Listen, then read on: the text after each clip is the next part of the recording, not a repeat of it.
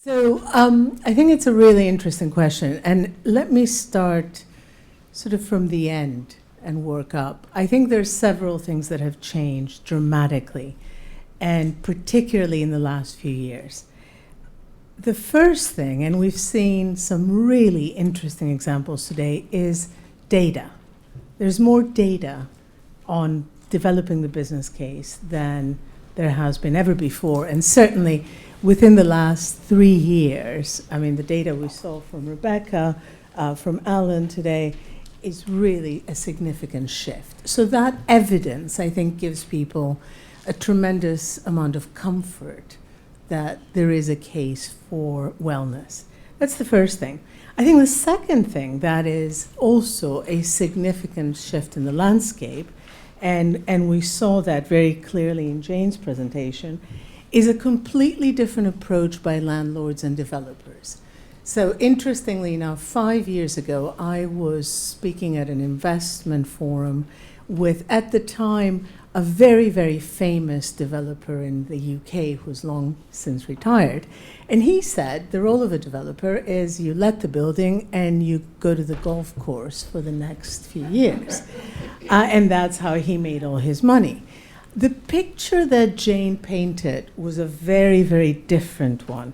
It was a very proactive landlord, very much challenging the relationship and using their role to collaborate and create community outcomes in a very, very real way. So everything you talked about earlier demonstrates that. So I think that's the second thing that's significantly different. And then the third thing, working again up the hierarchy, is where John started in the real impact of this notion that health resonates. And health resonates not just in helping get engagement across the organization, but it is the lever that allows us to move away from simply environmental issues to what I would call core business priorities. So the issue of health allows us to engage HR, engage the CEO, and use the data to get the financial validation and create a holistic business case. And that last diagram that Rebecca showed about the overlaps on the different elements, which one of the reasons I've been a huge fan of the Well Building Standard is around this issue of the fact that it needs soft and hard elements for it to really work. So I think those three big items are what the difference is. And that difference, I would say, has been as recent as within the last 3 years. A dramatic change has happened. The pitfalls is that wellness is seen and talked about everywhere.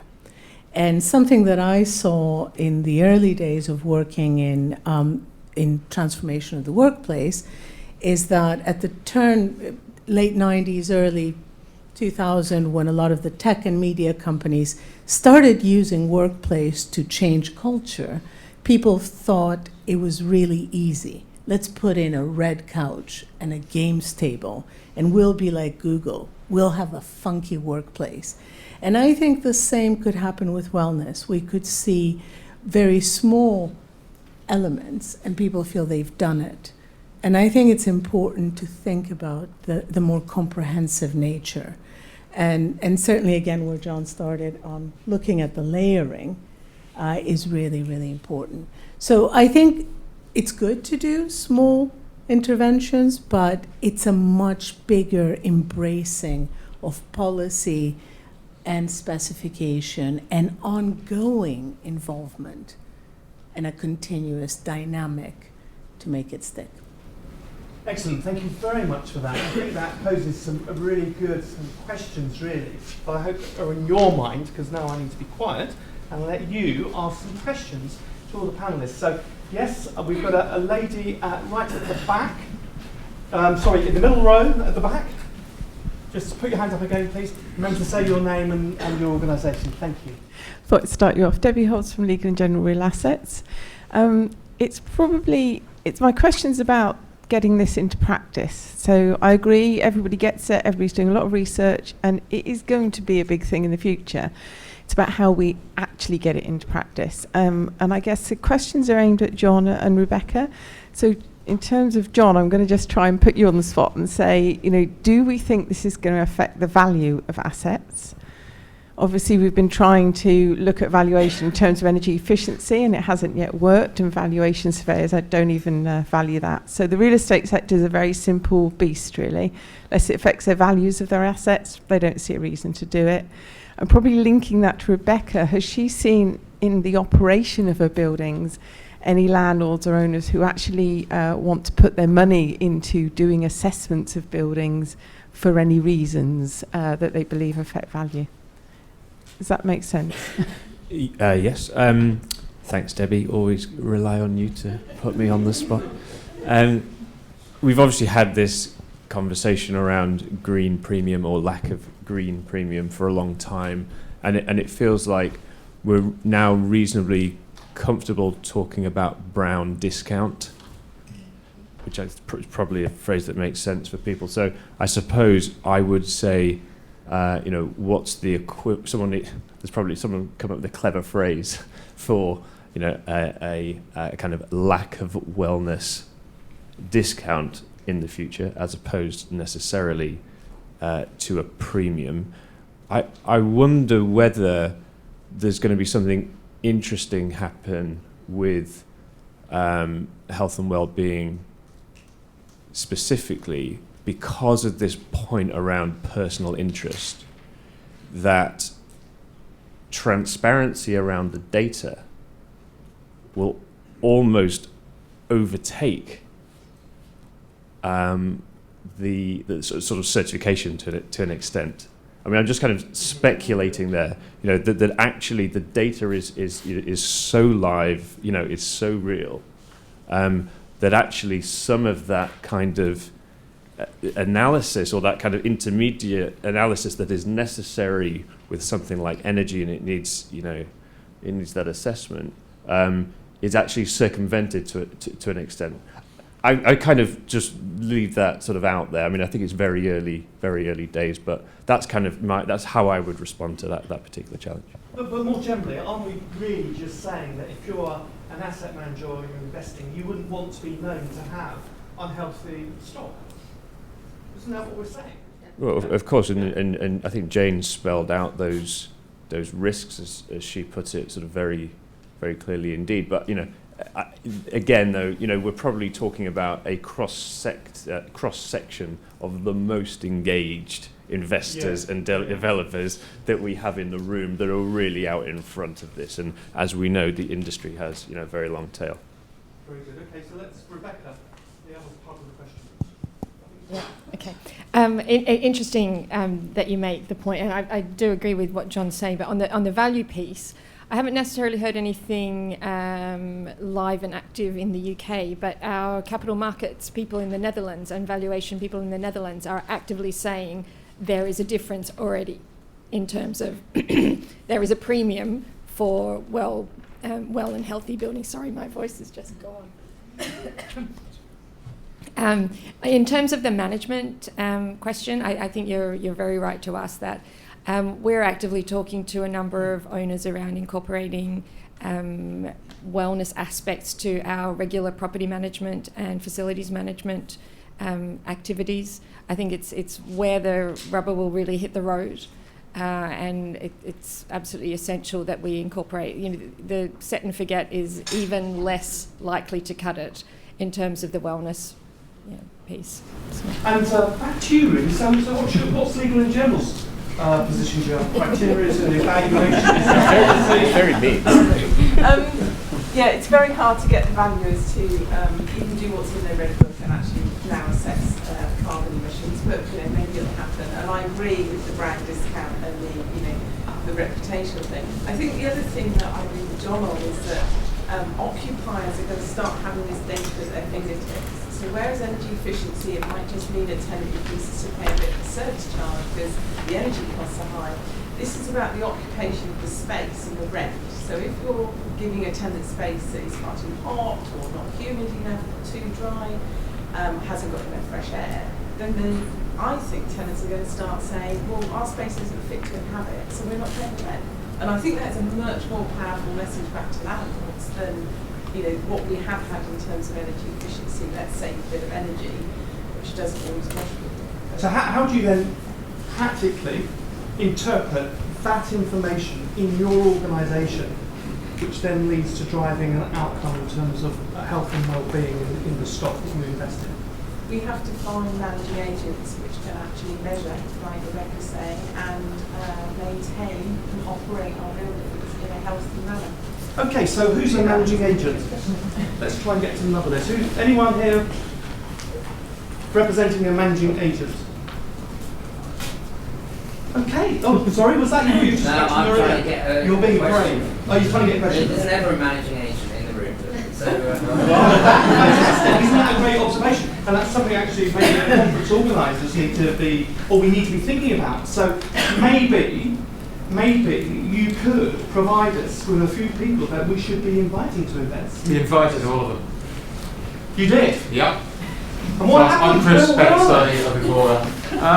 Well, showed a lot of interest, but it's busy time schedules and I prioritise other things, I guess. But it was wonderful. Rebecca came from CBRE. I could be interpreted as almost a managing agent.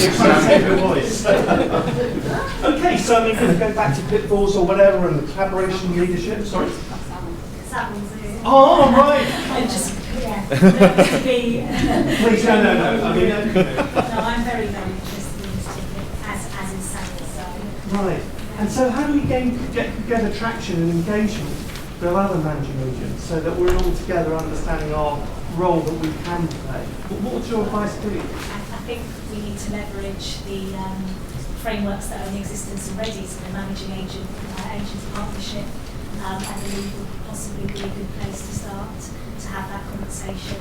I don't know how much health and well-being is featured in the core principles, but maybe I do understand that then there's a next layer which will be the best practice. So it's figuring out if health and well-being is going to be added in addition to things like energy, waste, etc., etc. Right, okay. And who would take that as a practical action to go and stimulate that group that you're part of? Is that your responsibility, or do you take the views of the investor? Who start that? I don't want to take out some of the board of BBP, you run the managing agent partnership, but basically it will be in the best practice standards, so all the landlords will be asking for it, and they'll be asking their managing agents to provide it, and I'd already heard that Sanders is starting a health and wellbeing. So it's all good. We're all happy with that, are we, panellists? It's all going to happen. We as CBRE, we already have aspects of health and wellbeing in our management activities. It's not within our, I've got to say, it's not within our core services. So we do need to engage with clients to acknowledge that there are additional costs and resources that are required to do this, but there are clear benefits for them and clear benefits for their tenants. So I think it's a business case discussion that will happen quite meaningfully. Just to add from the landlord perspective, I think when we're working with our managing agents, we kind of change it so it's not just health and well-being that we're looking at, because we're looking at it from a customer satisfaction point of view, and it has to be looked at in that way, because I think we're creating buildings that people want to, we want them to enjoy that experience. And if they're talking about whether they're too hot or cold, I think yes, that's kind of health and well-being, but ultimately it's kind of down to good management at the end of the day. And the way that we've been looking at it is we've been setting targets specifically around customer satisfaction, customer feedback, and making sure that our managing agents have the resources and capabilities to respond to those comments that come back. Right, okay, yeah, it makes a lot of sense. So let's move on a little bit. Who else has got a burning question? It was you, wasn't it, sir? Yes. Can we just get the microphone down? I know it's probably easier to say people shouting. Thanks. It's Robert Cohen from Verco. My challenge would be that the health and wellbeing agenda risks locking in a fundamental flaw if it takes the view that energy efficiency is only 1% of costs and people are 90% of the costs. This is not just because of climate change, which we have to address urgently, but it's because energy efficiency in itself creates more comfortable buildings. And that has been overwhelmingly proven in Australia, where they go to the trouble of actually measuring their energy efficiency and rating it, and they find that occupiers are prepared to pay more for more energy efficient buildings because occupiers perceive them to be better buildings, because they're better designed, better constructed, better commissioned, better operated, better maintained. They're better buildings, they're more comfortable, they pay more for them. So if we ignore energy efficiency, we do it at our peril, even on those grounds alone. Okay, Alan, I mean, you came up with the data, the 10% versus the 90%. Would you respond to that? Well, yeah, I think you're right. I think when you look at it from a people focus, energy efficiency and the performance of the building comes into it. I think what Rebecca went through, there is lots of things you can measure, and lots of those are impacted by the performance of the energy consumption in the building. And then actually you can start to measure how they actually perform in terms of the business. So, from a landlord perspective, if you had a building that had better fresh air provision, better lighting levels, and all of those sort of things, you can start to measure from Rebecca's data what the improvement is, and then if you can measure that, you can start to turn that into a metric. So you could say, if you had building A that had all this good technology in that was actually running it efficiently, that could be worth something a square foot next to building B next door is also trying to let space. So there's that angle to take. But yeah, it's important.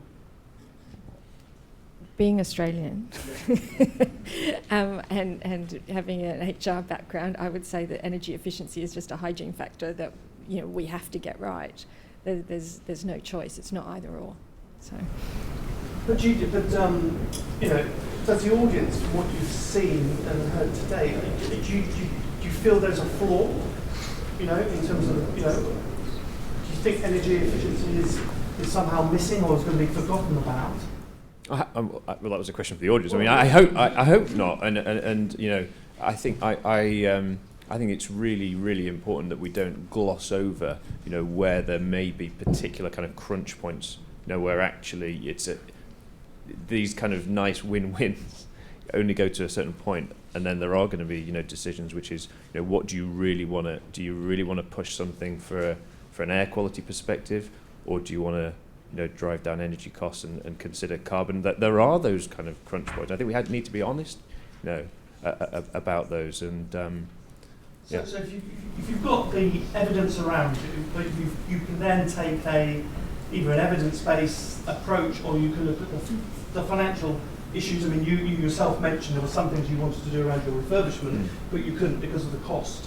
Well, we chose not to on that. Yeah, exactly. Yeah. So and the carbon, by the way, and the carbon. Yeah, exactly. So that's what you're saying. As long as there is this completeness and understanding of all the potential interventions that you could make, understanding the outcomes you can drive, you can then make some choices. Well, I think that's right, and it also leads you into places where you then need to be talking about the efficiency of particular bits of kit, and then you're also talking about the need to decarbonise the electricity supply. So these are obviously all connected, and Robert knows me. The last thing I would want to do is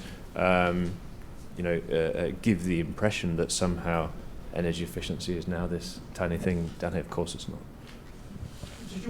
Yeah, I just want to add something, because I think Rebecca said it would be a hygiene factor, but I think what happens is the more you focus on that 90%, you create awareness of people of the importance of energy efficiency, which in a way you could say it's been hidden in a lot of buildings in the UK. In Australia, they're much more aware of it, they're much more connected.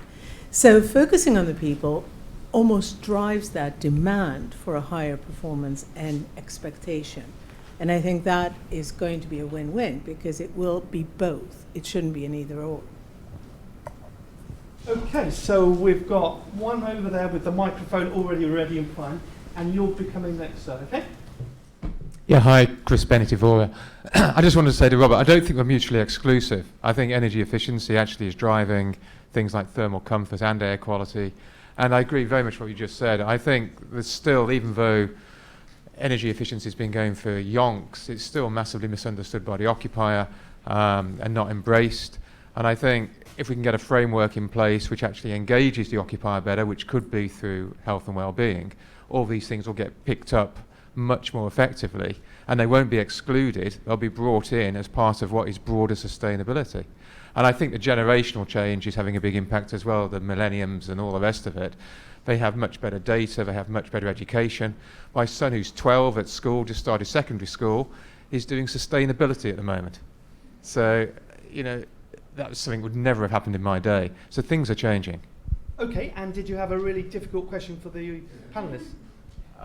Not You don't have specifically. To, but I was wondering. I mean, it's good to know you were all on the same. No, I've got some questions, but I just know that Paul Sutcliffe of Ivor is going to comment on many of these, and I don't want to steal his thunder. Fair enough. Thank you very much for that. The gentleman over there, please say your name and your organisation. Good morning. My name's Andy Mighton. I'm from David Morley Architects.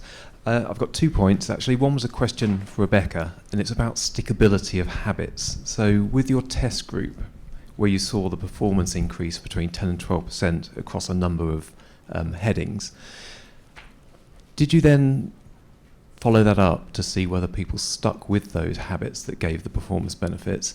And I'm really interested in actually the psychology of making that behaviour change. Can I leave you with that question for a moment? Because I wanted to say something to Debbie. Debbie, there are people investing in the university sector where experience is very highly rated in the university's aspirations. They're now making choices around what a good experience looks like and its relationship and links to wellness and activity. And they're increasing the square meterage of some of the developments, increasing the amount of glazing in some areas. In essence, they're spending more money where it's demonstrated that there is an enhancement to people's experience, and they're then spending their own money to invest. So it's interesting to see it. That's where we're finding it first in our sector. But their question of what should we do and why, and will it stick, is really the question I've got for yourself. What Sure. do we do? Does it stick? We have follow-up research planned and underway to a certain extent.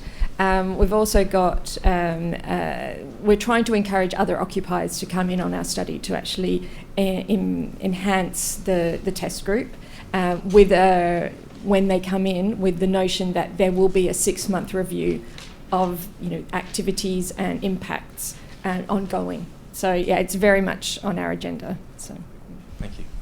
there is an issue around opt-in though. So you do need people to opt in. So. Okay. Anybody else for a question? We've got one in the front and one behind. So if you'd like to go first. Use this one. There you go. My name is Glenn Blake Thomas. I'm a building services engineer, and I've had the pleasure of working all over the world and seen 1,000 different ways of air conditioning buildings, I can say. And my question to you all is this, that the way we procure buildings in the UK, let's forget the rest of the world for the time being, is that you've generally been talking about end user owner occupier type projects in my view, because the major proportion of businesses in the UK are very small companies who rent space in a quarter of one floor of one building, and they're not in a position to be able to make major changes to that workspace. But the individual developers that create the workspace in the first place are not able to guess every possible permutation of the space that's going to be used by an advertising agency one month and used by a call center the following.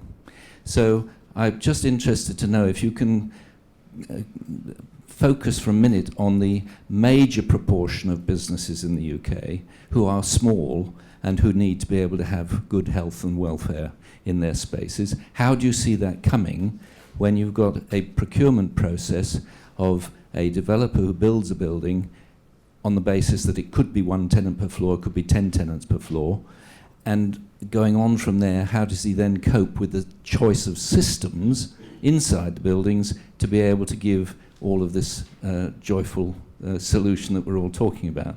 Now, I give a lot of presentations around the world, and I take a little CO2 meter with me. And as I'm presenting my PowerPoint, the CO2 level rises, as no doubt everybody would expect. But would you say in a leading architectural office in London that 3,500 parts per million of CO2 is an acceptable level for anybody to be working in? That's my second question to you. Right, okay, well, I think those questions are almost worthy of a whole conference themselves. So let's just try and break that down a little bit. So you've got a little bit of time to be thinking. Who'd like to run first, to go first on this and talk about the multifunctionality of this issue and how we engage with all types of developers and potential end users? I think Jane wants to Okay. I'll give it a and go. we have got a coffee break, so you can have a conversation as well. So I'm just mindful of time. I just want to qualify, I'm not a building services engineer, so I might struggle to answer your question on air conditioning. But I mean, we, in terms of our office spaces, we predominantly let to SME occupiers, and that's part of the reason why we're looking at what does WELL certification in terms of a core and shell mean, because I think we're looking at how does that enable occupiers when they come in, because we do Cat A fit out, to fit out their spaces that could support their own health and wellbeing agenda. I think if you look at SMEs, they don't necessarily have the resources, they don't have a property person in-house, and I think that's kind of where the landlord occupier relationship's really important, because we can support them in terms of their own fit out. All of their fit-outs have to go through licensed alterations process. So what we have to do is look at that process carefully to look at where are those opportunities where we can influence or support them on their own fit-out, so that it doesn't compromise on base build and can actually deliver some positive outcomes. I think that's kind of what I can say at this stage. But it's not really, I guess it's not really easy. I don't know enough about air conditioning systems. I think a building services engineer needs to respond to that. What I'd like to suggest is, and I was going to say this at the end, so, and just in case you're not here at the end of the day, because you're worried about the CO2 levels in this room, there's the opportunity really to be thinking about, what are the next things that we or you need to be discussing. And what kind of forum that you want to have. And so what I would potentially recommend is that maybe some of those key points that you will make, that you want answers to, that could actually go back to the organisers and say, well, look, if there is a community in this room that actually says this is really quite important and we need to address it. And that could be quite useful in terms of actions for us moving forwards. Would that be acceptable? Would that be good? So Ian Davis, who's just left the room, I'll introduce you at a coffee break so you can have that. Now then, can I add one point to?